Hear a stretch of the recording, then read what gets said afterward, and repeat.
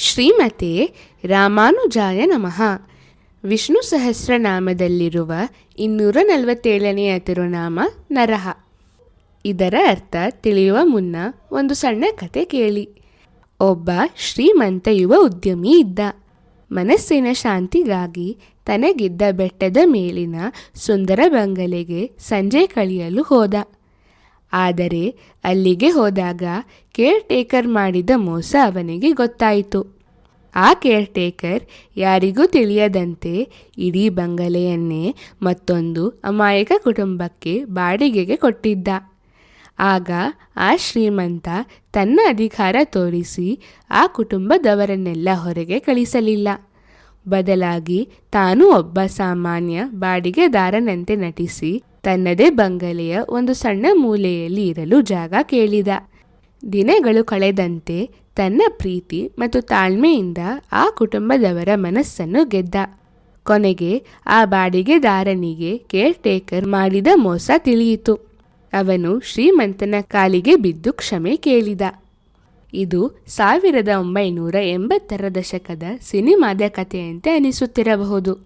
ಆದರೆ ಈ ಕತೆ ಪರಮಾತ್ಮನು ನಮ್ಮಂತಹ ಜೀವಾತ್ಮರ ಜೊತೆ ಹೇಗೆ ನಡೆದುಕೊಳ್ಳುತ್ತಾನೆ ಅನ್ನೋದಕ್ಕೆ ಒಂದು ಸುಂದರ ಉದಾಹರಣೆ.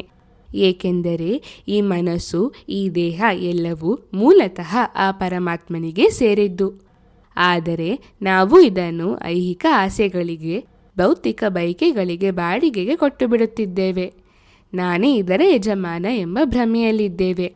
ಆದರೂ ಆ ಭಗವಂತ ನಮ್ಮನ್ನು ಬಲವಂತವಾಗಿ ಹೊರಗೆ ಹಾಕುವುದಿಲ್ಲ. ಬದಲಾಗಿ ಆ ಶ್ರೀಮಂತನಂತೆ ಸಣ್ಣ ಜಾಗ ಕೇಳುತ್ತಾನೆ. ಒಮ್ಮೆ ಆ ಭಗವಂತ ನಮ್ಮ ಮನಸ್ಸಿನೊಳಗೆ ಹೆಜ್ಜೆ ಇಟ್ಟರೆಂದರೆ ಮುಗಿಯಿತು. ಅವನು ನಮ್ಮ ಮನಸ್ಸನ್ನು ಸಂಪೂರ್ಣವಾಗಿ ಬದಲಾಯಿಸುತ್ತಾನೆ. ನಮ್ಮ ಅಹಂಕಾರ ಮತ್ತು ಕೆಟ್ಟ ಕರ್ಮಗಳನ್ನು ಓಡಿಸಿ ನಮ್ಮನ್ನು ಒಳಗಿನಿಂದಲೇ ಉದ್ಧಾರ ಮಾಡುತ್ತಾನೆ. ಚೇತನ ಮತ್ತು ಅಚೇತನ ಎರಡೂ ಪರಮಾತ್ಮನ ಆಸ್ತಿಗಳು ಮತ್ತು ಇವೆರಡೂ ಶಾಶ್ವತ. ಕಠೋಪನಿಷತ್ ಹೀಗೆ ಹೇಳುತ್ತದೆ: ನ ಜಾಯತೆ ನ ಮ್ರಿಯತೆ ವಾ ವಿಪಶ್ಚಿತಃ. ಅಂದರೆ ಈ ಆತ್ಮಕ್ಕೆ ಹುಟ್ಟು ಮತ್ತು ಸಾವು ಎನ್ನುವುದಿಲ್ಲ. ಇದನ್ನೇ ಕೃಷ್ಣನು ಭಗವದ್ಗೀತೆಯಲ್ಲೂ ಹೇಳಿದ್ದಾನೆ.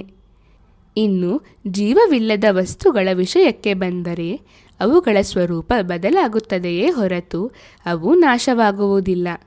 ಉದಾಹರಣೆಗೆ, ಮಣ್ಣಿನ ಮಡಕೆ ಉರುಳಿ ಬಿದ್ದು ಒಡೆದು ಹೋದರೆ ಅದು ಇಲ್ಲದಂತಾಗುವುದಿಲ್ಲ, ಮತ್ತೆ ಮಣ್ಣೇ ಆಗುತ್ತದೆ. ಮರದ ವಸ್ತುಗಳು, ಒಡವೆ, ಬಟ್ಟೆಗಳೂ ಅಷ್ಟೇ, ಕೇವಲ ರೂಪ ಬದಲಾಯಿಸುತ್ತವೆ.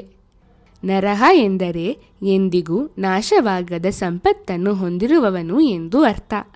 ಆ ಸಂಪತ್ತಿನಲ್ಲಿ ಜೀವಿಗಳು ಮತ್ತು ಜೀವವಿಲ್ಲದ ವಸ್ತುಗಳು ಸೇರಿವೆ.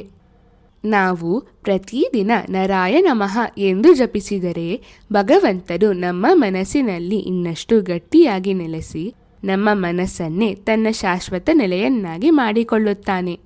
ಶ್ರೀಮತೆ ರಾಮಾನುಜಾಯ ನಮಃ.